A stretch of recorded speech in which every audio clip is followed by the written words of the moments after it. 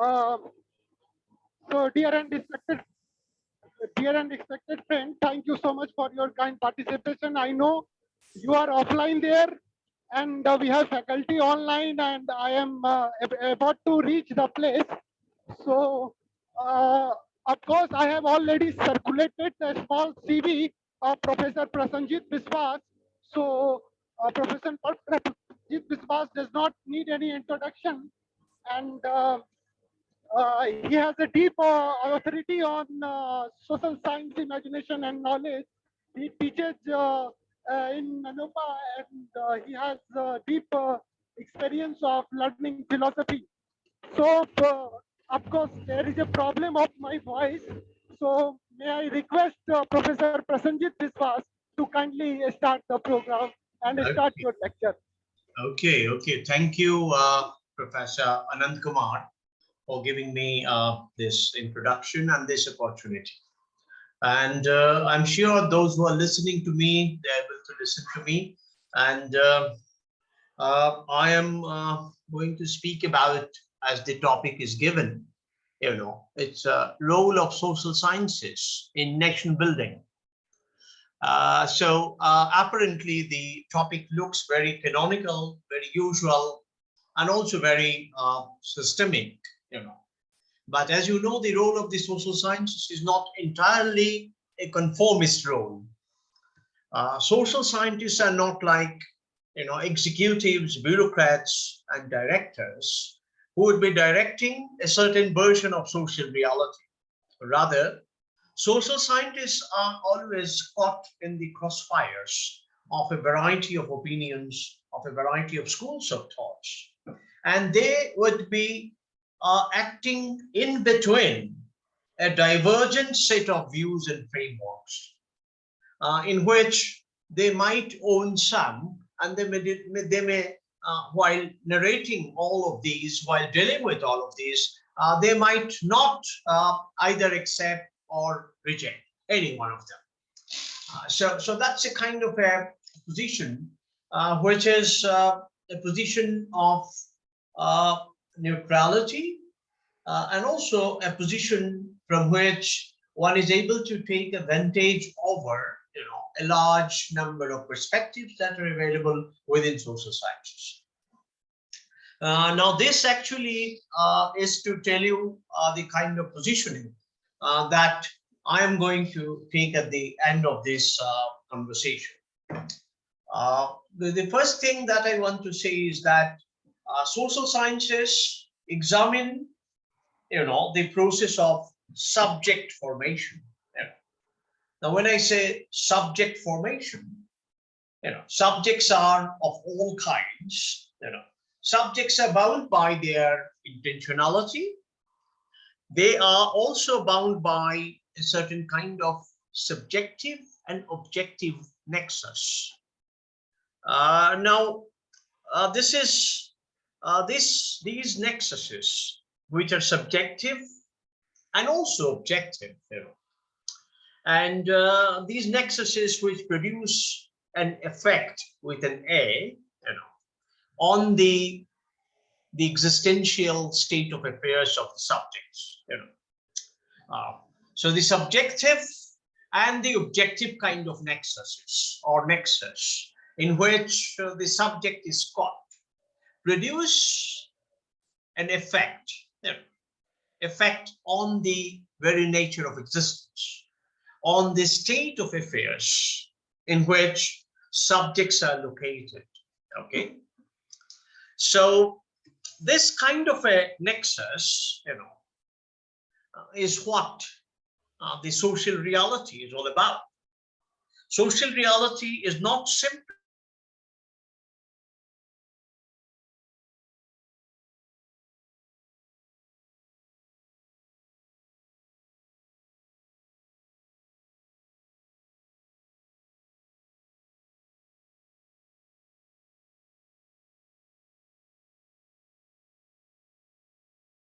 what seems to be observable are these multiple kinds of connections, and that is something very, very important.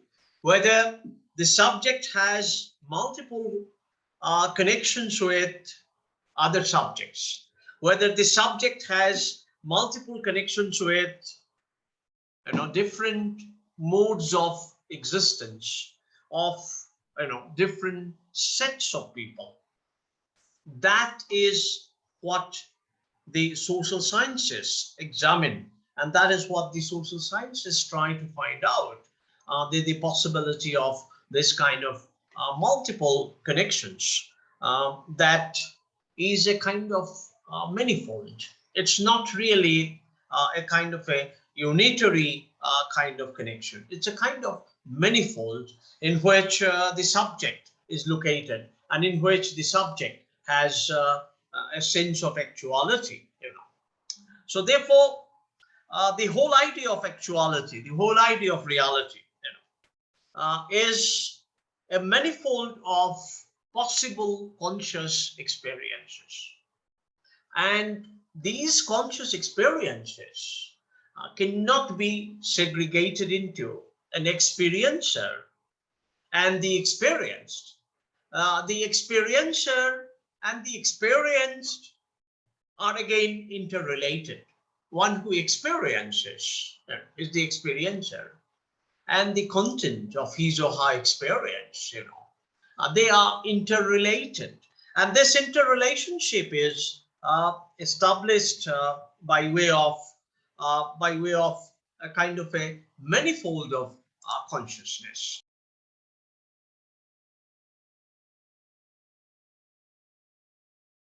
Of understanding of the society.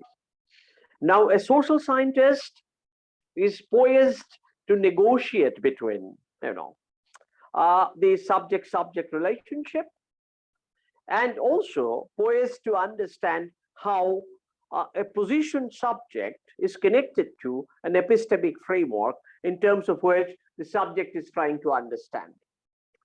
Now, this is something that brings together, a motley, a set of things, you can say.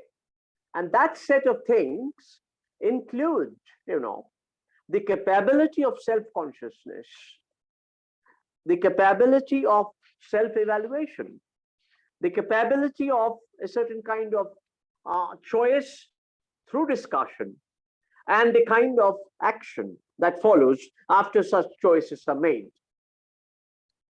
Now, it appears that social life or institutions, they implicitly bank themselves on individuals' self-understanding, an individual's decision to take an action or to understand what is happening in a certain way.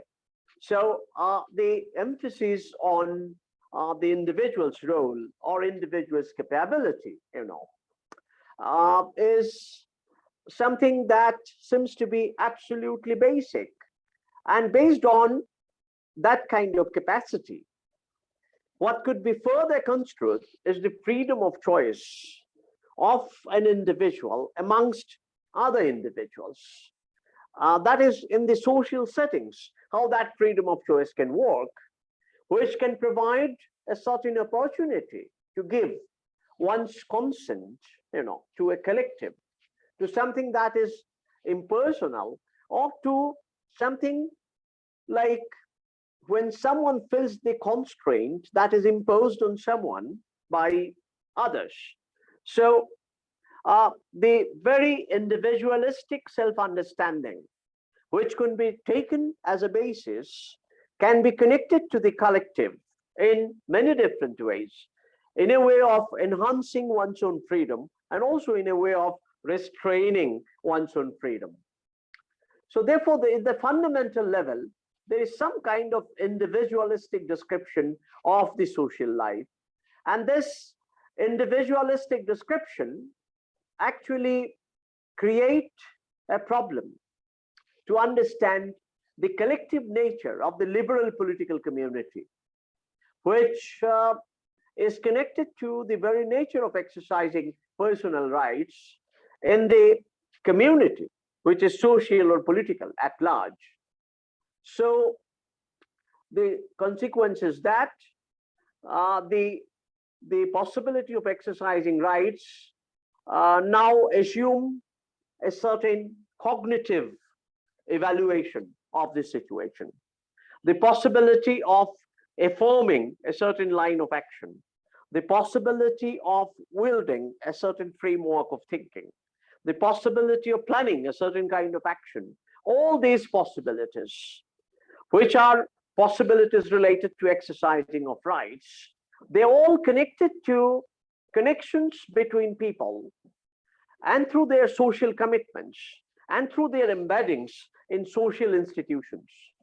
So it is quite clear that at a more fundamental level, description of complex social facts of several types cannot be explained in terms of individual self-understanding.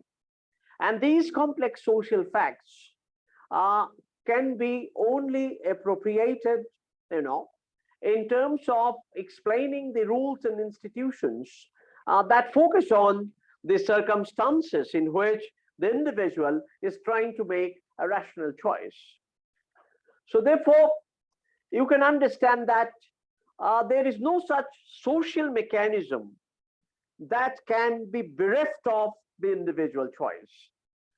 Now, arguing in this way, leads to what we know to be as a certain kind of methodological individualism, in which common knowledge of a certain reality, which assumes the social organization in establishing and reinforcing social issues or roles,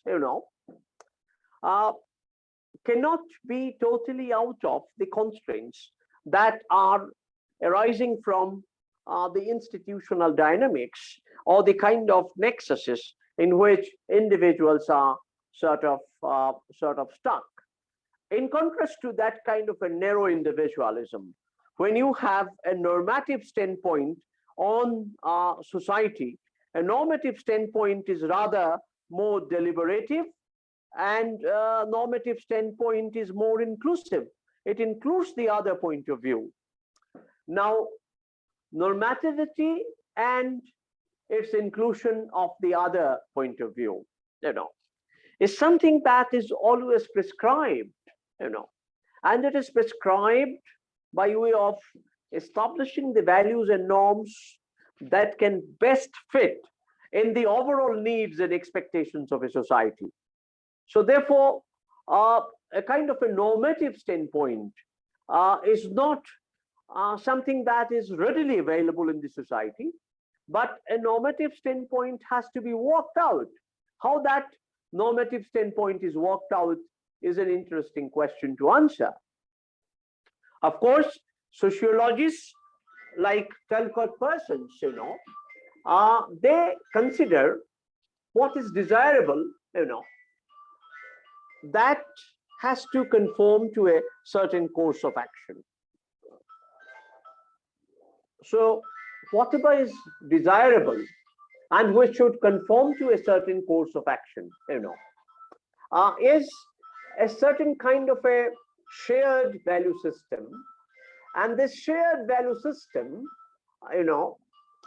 as Talcott person would like to say, it lies in understanding a set of entities that are completely detached from the individual action that created them. So you detach the sphere of action from its outcome. And by detaching the sphere of individual or collective action from its outcome, and then judging the outcome in terms of the values that are involved in those outcomes, is a certain kind of a social act which is based on our commitment to certain values. And these commitments to certain values take us to a certain type of institutions or a certain kind of prescription about how social identities are to be arranged as group identities. So therefore, the point here is that there is a framework of social norms, And this framework of social norms is not defined in terms of individual action. And that social norm would be priming a certain kind of identity. And that identity, although is embodied in the individual, yet it is not an individual's identity, but it is a kind of priming of the group identity. And this priming of the group identity can either promote cooperative behavior, it can also promote a certain kind of emotional investment in each other, and it can also create the scope of a certain kind of future interaction, so that, you know, the concept of social identity, which is constructed in detachment from individual action, can persuade the individual's identities. Okay. Now this is something which is of great value, because it also can hold us to create a situation in which a set of participants who are members of the society, they can decide about, you know, a certain relevant rule or a rule of behavior, and that rule of behavior in turn can govern their action and can go towards fulfillment of certain objectives. Now, this is a sort of an interactive model in which a certain kind of behavior results into a certain exercise of reasoning, a certain exercise of communication, and also leads to a kind of action at the societal level, which is not entirely based on individuals' desire and dispositions. So therefore, this is a kind of normative understanding. And you can see, in contrast to methodological individualism, normative understanding would include the other point of view, which is very, very important. In fact, it was the other point of view that would shape one's own point of view. So in relation to the experiences of the society or experiences of happenings in the society, these experiences would be shaped by, you know, the way the others think about them. It's not entirely the way someone thinks about it, but the way others think about it become very, very important in normative explanation of social facts. But between methodological individualism and the normative explanation of social facts, you have this phenomenological understanding of first person and third person experience in society. As far as first person experience is concerned, first person experience is not just in personal terms, but in terms of how the person experiences others' experiences, how the person uses certain categories in order to narrate, explain, understand, and fill someone else's, you know, experience of what is happening in the society. So therefore, this kind of understanding of the others' experiences and then forming one's own opinion and forming one's own experience about others' experiences give rise to a kind of a structure of consciousness. And this structure of consciousness is sort of embedded in the concrete social existence, you know, which is probably made available through a number of acts of consciousness, you know, and these acts of consciousness which are driven from self to the other and who are directed to the other. Once they are directed to the other, the directedness towards the other is bound to produce a sense of self-understanding. And that production of a sense of self-understanding, you know, is something that the phenomenologists like Alfred Schutz, you know, talked about in terms of shared experiences of life in a community. shared experiences of life. And shared experiences of life doesn't mean commonality of experience. It rather means sharing a set of experiences in a manner that these experiences are commonly shared. They may not be common experiences at all. You can call them commonly shared experiences. So these commonly shared experiences are obtainable from the larger ambit of life. And this larger ambit of life is conceptualized as what Alfred Schur just called about, life world. And the word life world comes from Edmund Husserl's work, where consciousness is transcendental, and the transcendental character of consciousness works through the individual's consciousness. It also works through a procedure of understanding the consciousness of the other. So therefore, phenomenologists work at both horizontal and the vertical level. At the horizontal level, the way should talk about is experiencing the experience of the other. And therefore, your experience of the other and others' experiences of themselves can work at a horizontal level. But as far as Husserl is concerned, this whole matter of experiencing arises from not the very experience itself. It arises from consciousness supervising, presiding, and also forming experiences. So these ways in which consciousness forms experiences are transcendental, as Edmund Husserl calls it. Now, these transcendental forms of consciousness, is something that, goes in.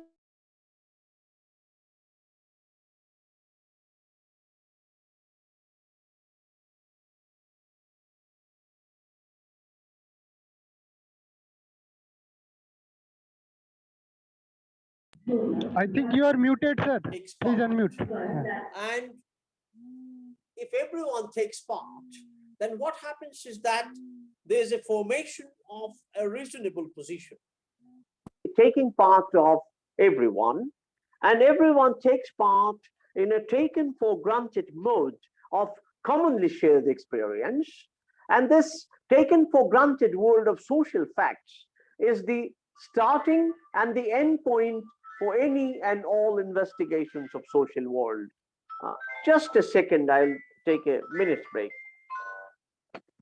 Yes, Marva. I was talking about commonly shared experiences. Now, how commonly shared experiences goes into formation of social norms, is something very interesting.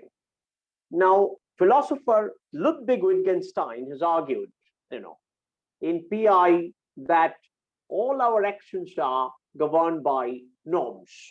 Our norms are bound by rules, and he wanted to call rule-bound social action. But rule-bound social action, is to perform, both bounded and unbounded actions. Rule-bound social actions, which are sort of commonly shareable and experientiable actions, and which are bound by certain background rules and bound by certain even rules that are evidentially available, they give rise to a paradox. And the paradox is this: whether actions follow from the rule or rule arises from the action. So therefore, we cannot really bind our actions to a pre-designed or to a set of rules which are interpreted post facto after the action has happened. So we cannot perform a bounded action based on pre-designated set of rules. And this leads us to the position that, our actions can be unbounded. And unbounded form of action, is something that requires, I don't know, a certain kind of opening to various possibilities of interpretation. And various possibilities of interpretation would result into rules that are probably not commensurable entirely. So you have this incommensurable sphere of rules that can be connected to unbounded form of action. And as some people say that fixity is death and fluidity is life, so therefore you cannot adjust action by being bound to certain rules. Rather, if it is a set of flexible rules through which you try to adjust your action, it could be called as rule flexible adaptiveness. And rule flexible adaptiveness actually removes the possibility of even making an exception to a rule or a procedure or a regulation, given that there is a circumstance in which such rules do not apply, and therefore it's not a question of making an exception. Rather, it's a question of making a certain kind of flexibility. Now, given this kind of a normative way of understanding how social sciences work, given this way of commonly shareable set of experiences, given these ways of understanding others' experiences, all these ways will be converging into, a kind of mutually commensurable and mutually incommensurable pattern of understanding. And social sciences explore such a pattern of understanding without really binding it to a set of rules. Now, given this, what role social sciences can play in building the nation? That's the question that we have to answer. Now, social sciences can really play a very kind of performative role, I would say, a performative role. It performs a certain purpose. It enacts a certain kind of a purpose.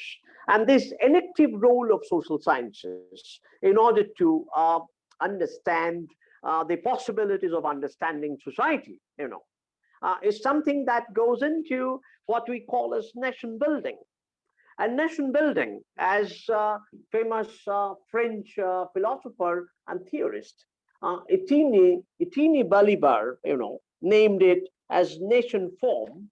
A nation form is a certain form of building the identity. It's a certain form of connecting an identity with a set of institutions, and it's also a certain form of connecting oneself to a certain understanding of what we call as social action. So therefore, a nation form is very, very germane, because it creates a rule adaptive condition of possibility of experiencing, but at the same time, it imposes a certain form. Now, what is important? Is it commitment to a certain form of nation? Or is it commitment to performing and enacting a certain purpose, which can assume a form? So therefore, this is a question that Etienne Balibar is raising in his notion of nation form. And in his notion of nation form, there is a certain language which is effective, and there is a certain language in which people speak out their mind, and these ways of expressing meanings, these ways of expressing experiences, these ways of using languages, all in plural, once again, create conditions of deliberation. It also creates, Balibar says, conditions of violent conflicts at the moment of a certain position in which power is exercised, a certain position in which certain people are inferiorized, a position in which certain people are excluded from the pale of equal rights.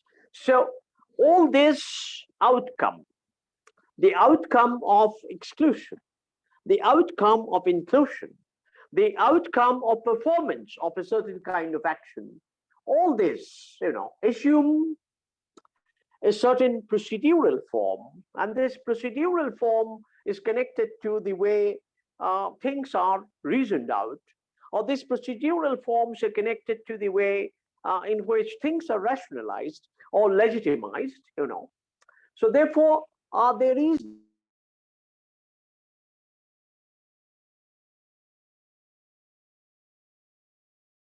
talks about. And the nation form is a certain form of action which is circumscribed by a kind of a defined set of institutions. And this circumscribing by a defined set of institution, is something that exactly do not belong to the nation state. This is what Balibar argues. He says that it may belong to a prehistory of the nation state, and prehistory continues, like pre-modern continues in modernity, or pre-rational constitute the rational, So, so the state apparatus, when it comes into being, it's not able to fit itself with the nation form that is operating at a historical plane. So therefore, he's basically arguing about a disjunction between the nation form and the state as it is formed with a certain kind of history. Okay, so this is a kind of a disjunction which we cannot overcome theoretically. Rather, if we look at a Gandhian perspective of Swaraj, where Swaraj is understood more in terms of self-purification, self-sacrifice, and even in terms of, making oneself hostage to the call of truth or to the call of responsibility, is Swaraj, which puts on the heavy burden of responsibility, puts on a heavy burden of commitment, on oneself to a certain cause, So this way of understanding the nation form, or whatever is formed institutionally, as something like Swaraj, or something like self-realization, is something very, it's very bound to the very existence of the self, and it's also bound to a certain understanding of the social world, So therefore, what emerges here is the play of understanding between, let's say, the social world and the social subject. Now, this play, to what extent this play goes, is something very instructive. The play can go to the extent of, we have seen the historical moment of decolonization. It can go to the moment of affirmation of an identity which is meant for affirming self-respect. It can go towards removing the bounds of marginalization. So there are every possible ways in which these moves, which is part of the play between understanding of the social world and the self that is constituted at another level, the understanding is bringing these two together. But at the same time, understanding is leading to, a certain situation which is yet to be theorized and which cannot be captured by an existing bounded form of theorization. So therefore, the role of social sciences here is to make oneself aware of this kind of an existential situation in which one is vulnerable. One is also precarious, and one needs to find continually new ways of defining oneself. And that is where the role of social sciences lies. And this role is not something pre-designated And this role is not something that is historically or culturally reproducible in its entirety. It's rather a kind of a choice, an exercise of free will, if that kind of free will can be mastered by a set of social subjects. Or it's a conception of human freedom that can govern, our style of thinking and action. So therefore, the role of social sciences in nation building is to make one increasingly aware of one's vulnerability, of one's incapability, and then upturning this vulnerability and incapability into a certain form of expression, into a certain framework of capturing the existential situation of the individual as well as of the collective. I think, Randir, with these words, I want to conclude, if it is fine. I can take questions, comments. Thank you so much. Actually, we have two sessions today. Yeah. The first session is of you, and the second session is Professor Thomas. So many of our participants, they are waiting for the second session. So thank you so much. It was a very clear presentation, and as always, your perspective, your imagination help us to think something very differently. And this topic, you have delivered a very excellent topic. Thank you so much on behalf of Gandhian School of Socialism and Democracy. I, Ranjit Kumar Gautam, very happily congratulate you, sir. Thank you so much for your kind participation and acceptance of our invitation. Thank you so much. Okay.